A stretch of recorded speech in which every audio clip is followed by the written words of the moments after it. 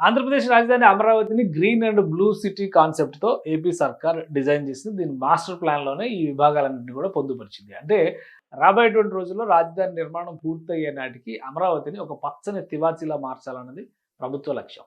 ఈ క్రమంలోనే అమరావతిలో ఉన్నటువంటి అనేక రకాల మొక్కలు, వృక్షాలు వీటిని తొలగించేందుకు కూడా అత్యాధునిక టెక్నాలజీని ఆంధ్రప్రదేశ్ ప్రభుత్వం ఉపయోగిస్తుంది. గత 6, 7 నెలలుగా జరిగినటువంటి ఈ ప్రక్రియను చూస్తే కనుక ఇప్పటికే అమరావతిలో ఉన్నటువంటి పలు వృక్షాలని వాటిని తొలగించేటువంటి క్రమంలో ఆధునిక సాంకేతిక పరిజ్ఞానాన్ని ఉపయోగించి వేళ్లతో సహా అక్కడి నుంచి తీసి మరికొన్ని నర్సరీలకు తరలించారు. దాదాపు 4000 మొక్కల్ని, 4000 చెట్లని, మొక్కలు కూడా కాదు, 4000 చెట్లని ఈ విధంగా ఏపీసీఆర్డీఏ, అమరావతి డెవలప్మెంట్ కార్పొరేషన్ తొలగించి నర్సరీల్లో పెట్టి వీటిని ప్రత్యేకంగా మళ్ళీ పెంచేటువంటి ప్రయత్నం చేస్తుంది. ఈ మొక్కల్లో, ఈ చెట్లలో దాదాపు 85% నుంచి 90% చెట్లు బతికి ఉన్నట్టుగా, ఎలాంటి ఇబ్బందులు లేకుండా ప్రస్తుతం బతుకుతున్నట్టుగా చెప్తున్నారు. ఇది గతంలోనే ఒక ప్రణాళికను ఆవిష్కరించింది ప్రతి చోట. ఇది వెలగపూడి సెక్రటేరియట్‌కి సంబంధించినటువంటి గ్రీన్ బెల్ట్.